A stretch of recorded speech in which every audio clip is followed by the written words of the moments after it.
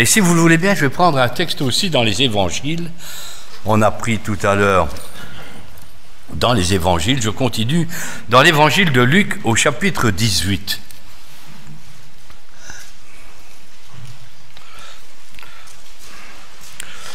Une petite histoire, une petite parabole de Jésus, versets 9 et suivants. Jésus dit encore cette parabole en vue de certaines personnes se persuadant qu'elles étaient justes et ne faisant aucun cas des autres.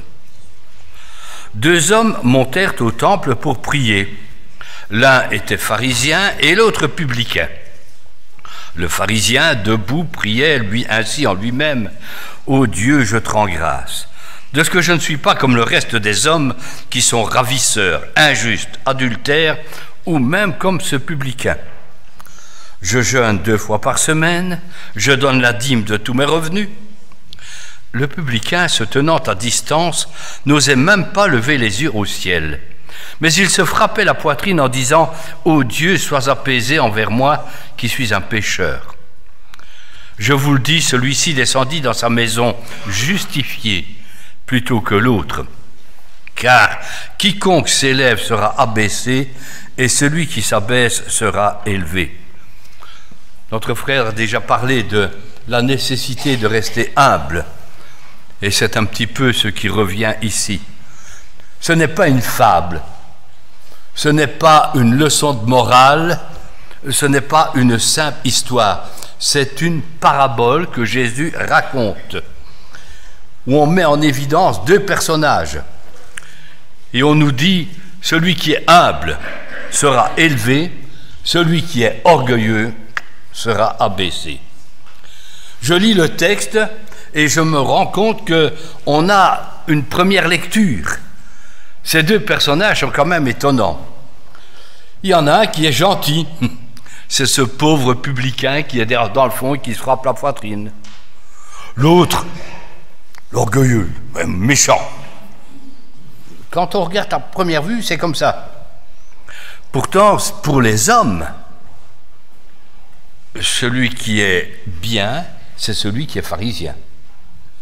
Celui qui est moins bien, c'est le péager qui est là dans le fond. Vous imaginez 2 hommes qui vont au même endroit, à la même heure, dans un même but. Ils vont pour prier. Et leur action va être tout à fait différente. Regardons vite ces 2 hommes. Le premier, nous le savons, pharisien. Un mot bizarre, ne confondez pas avec parisien. Pharisien, ça veut dire séparé. Et c'est effectivement quelqu'un qui a pris la décision de vivre séparé des autres pour Dieu. Il est séparé et il vit d'une manière très sèche. C'est le genre d'homme qui, à première vue, n'a pas une prière très correcte. Mais au moins, lui, il ne fait de mal à personne. Prenons sa défense. Il ne fait de tort à personne. Il ne vole pas. Il ne trompe pas sa femme. Vous pourriez laisser votre portefeuille sur sa table, il n'y touchera pas. C'est même quelqu'un d'extraordinaire. Dans sa prière, qu'est-ce qu'il dit? Je donne la dîme. Vous connaissez beaucoup de chrétiens qui donnent encore la dîme? À part vous, bien sûr.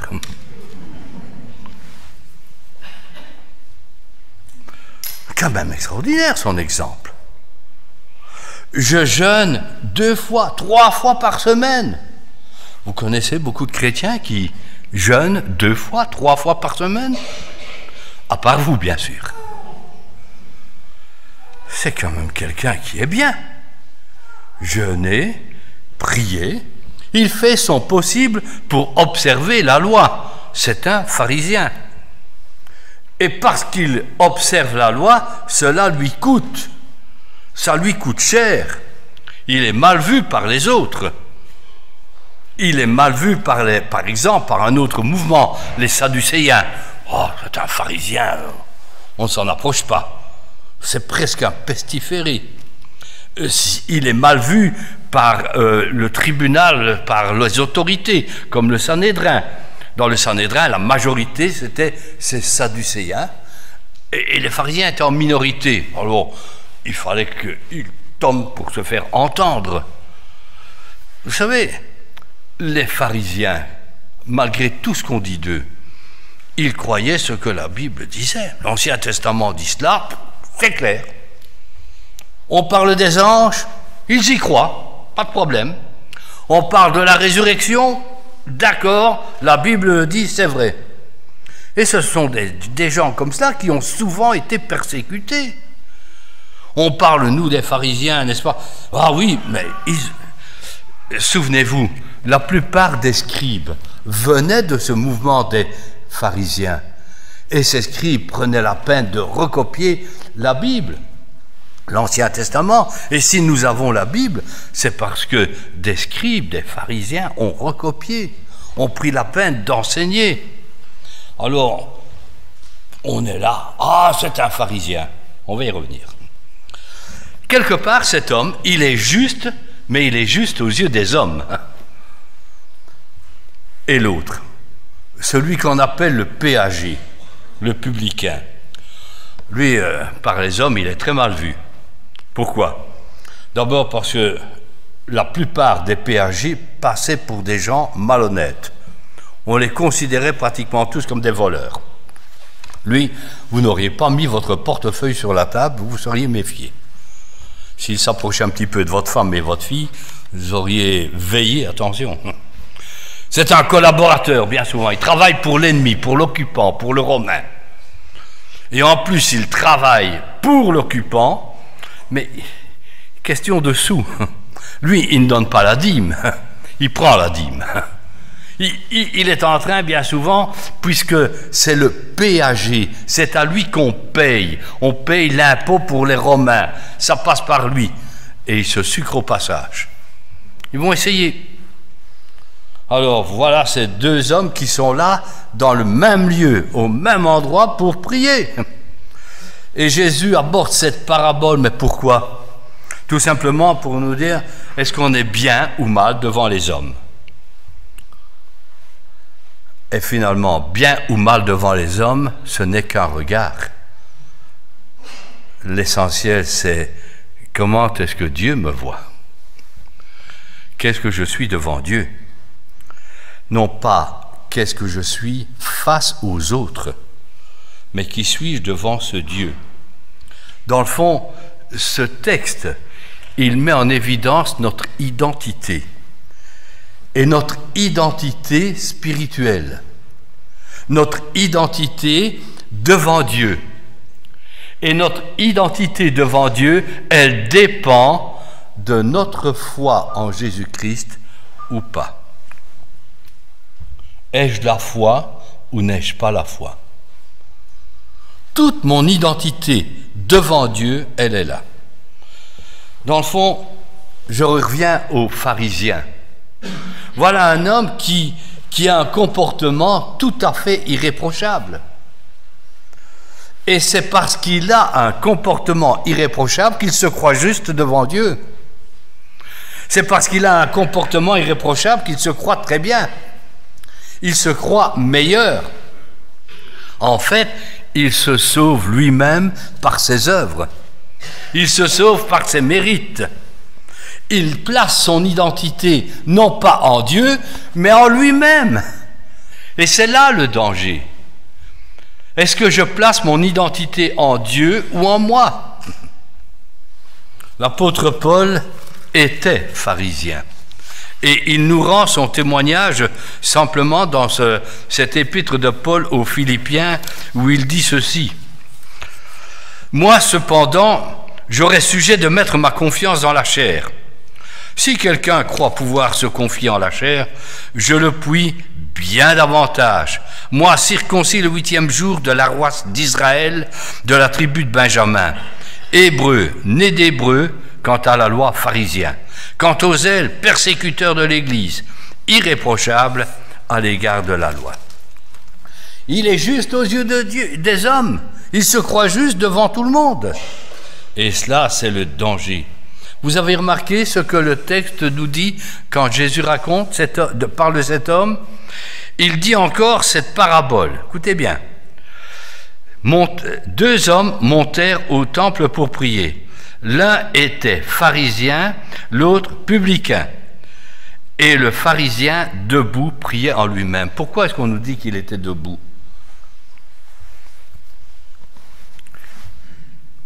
Il est debout parce que justement, il se croit debout devant Dieu. Il est debout devant Dieu. Il est là, Seigneur, c'est formidable. Il est là qu'il prie. Seigneur, je. Parlez-moi de moi, il n'y a que ça qui m'intéresse.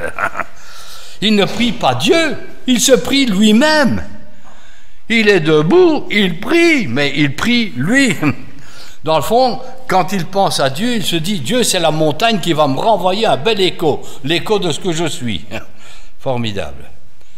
L'écho de ce qui va le féliciter. Et c'est contre cela que Jésus combat, lutte. C'est à ce genre de personnes que Jésus a été très dur. Je pense à ce qu'il leur a dit aux pharisiens. Il les a traités d'hypocrites. Portent un masque, font semblant. Il leur a dit race de vipères. Je ne sais pas si on imagine quand des gens religieux qui vont à la synagogue, qui prient, qui se mettent au coin des rues pour prier, Jésus leur dit vous êtes une race de vipères. Mais ça va loin. Quand il leur dit vous avez pour père le diable. Oh, on est des enfants de Moïse. Vous avez pour père le diable. Jésus va loin. Sépulcre blanchi. Vous savez ce que c'est un sépulcre blanchi? Un tombeau, vous mettez de la chaux. C'est très beau, hein? C'est tout blanc. Vous ouvrez, ça pue. Et c'est comme cela que Dieu voit ce genre d'hypocrite. Ça va loin. Il joue la comparaison. Et il joue par rapport aux autres. Seigneur, je suis tellement mieux que les autres hommes. Je suis tellement mieux que ce publicain qui est là derrière. C'est vrai sur le plan humain, ça peut être vrai sur le plan d'une église. On est une église, on est tellement bien dans notre église, on est tellement mieux. On est tellement plus spirituel. Mais nous sommes mieux que telle église, nous sommes mieux que telle œuvre, n'est-ce pas? On tombe vite dans ce piège. Ce que Jésus reproche à cet homme, c'est de mettre sa confiance en lui-même. Il croit vouloir se sauver lui-même. Et parce qu'il croit vouloir se sauver lui-même, il n'a pas besoin de Dieu. Il n'a pas besoin du don de Dieu. Il n'a pas besoin du don de la grâce. Il s'en sortira lui-même. Tandis que le péager, devant Dieu, il ne peut rien faire valoir. Lui, il ne prend pas Dieu à témoin de sa vie. Le pharisien, qu'est-ce qu'il fait? Il étale sa vie. Le publicain, il demande la vie. Et notre présence devant Dieu, c'est quoi? Est-ce que je suis en train d'étaler tout ce que j'ai fait, ou est-ce que je suis en train de demander la vie, de la grâce de Dieu? Le pharisien, il étale sa vie. Mais le publicain sait qu'il ne peut pas tenir debout. Lui, il n'est pas debout. Il n'ose pas lever les yeux vers le ciel. Il en appelle au Dieu de la grâce. Il en appelle au Dieu de la miséricorde. Il en appelle au Dieu du pardon. Et c'est comme ce fils prodige qui revient vers son père, qui veut être réinstallé. Il veut être là, non pas comme simplement fils, mais comme serviteur. Mais le père l'accueille comme fils. C'est quand même étonnant quand on y réfléchit. Cet homme, il va trouver sa valeur devant Dieu parce qu'il sait s'humilier, non pas parce qu'il a un bon comportement. Permettez-moi ce matin de vous poser la question, qu'est-ce que nous mettons devant Dieu? Notre comportement ou notre humiliation? Celui qui a les mains pleines, il est plein de ses mérites. L'autre, il vient avec les mains vides parce qu'il a besoin. Paul a fait cette expérience. Lui qui était pharisien, lui qui était là, il va nous dire un peu plus loin qu'il a obtenu la miséricorde de Dieu. Il se rendra compte alors, ces choses qui étaient pour moi comme un gain, je les ai regardés comme une perte à cause de Christ.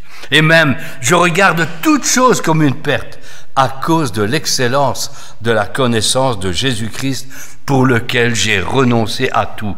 Je les regarde comme de la boue, afin de gagner Christ et d'être trouvé en lui, non avec ma justice, celle qui vient de la loi, mais avec celle qui vient par la foi en Christ, la justice qui vient de Dieu par la foi.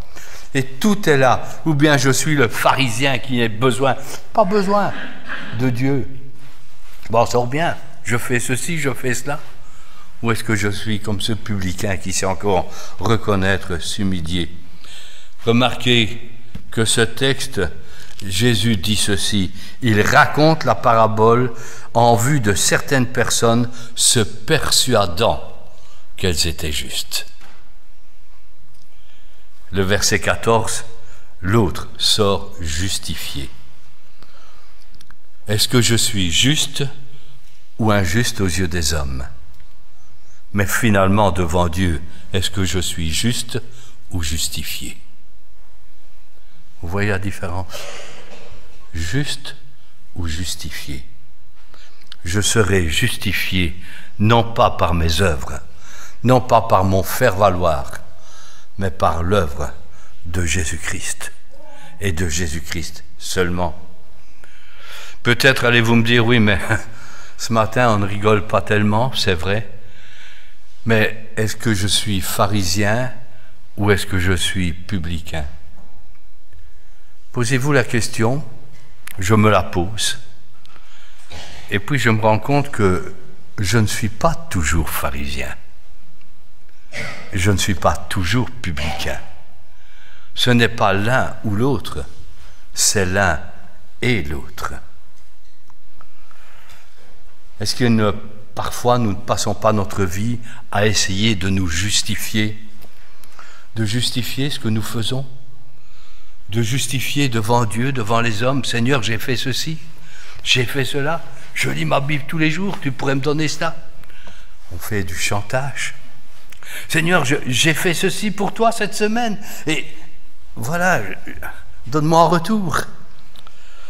Est-ce que parfois, face à l'action de Dieu, face à l'Écriture, on ne se laisse pas aussi parfois reprendre et dire, c'est vrai, j'ai besoin de m'humilier, j'ai besoin de rester humble, j'ai besoin de recevoir la grâce?